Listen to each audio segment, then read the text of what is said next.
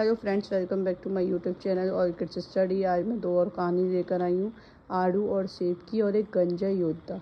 आड़ू और सेब के बारे में पढ़ते हैं। पहले एक बगीचे में एक आड़ू और एक सेब आपस में बहस कर रहे थे। दोनों अपने आप को अधिक सुंदर बता रहे थे। दोनों अपनी बात पर अड़े थे।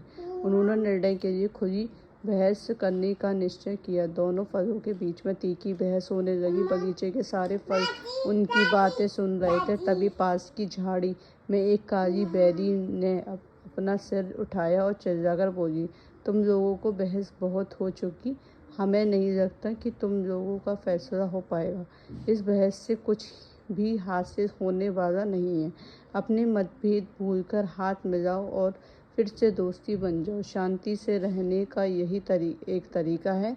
ऊंचे स्वर में झगड़ने से कोई लाभ नहीं होता। इस कहानी का सारांश ये है कि हमें एक दूसरे के साथ मिलकर रहना चाहिए। लड़ाई करने से कुछ फ़ायदा नहीं होता।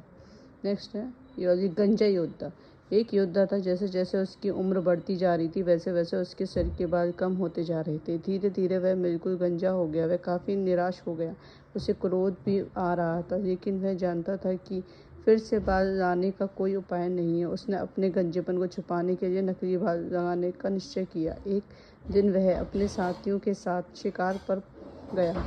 जब वह जंगल में जंगली जानवरों की तलाश में घूम रहा था, तभी बड़ी तेज हवा चली और उसके नकली बाल उड़ गए। उसके साथी उसका गंजा सिर देखकर हतप्रभ रह गए और जोर जोर से हंसते हुए उसका मजाक उड़ाने लगे।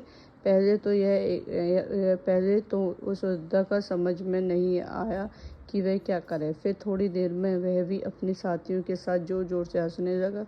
मैं भी कितना मूर्ख हूँ, वह हंसते हुए बोला। जब अपने बाल मेरे सर पर नहीं रहे तो मैंने कैसे उम्मीद करी कि ये नकली बाल मेरे सर पर रहेंगे। तो ये थी दो कहानी। अगर वीडियो थोड़ा बहुत पसंद आए तो लाइक, शेयर एंड सब्सक्राइब।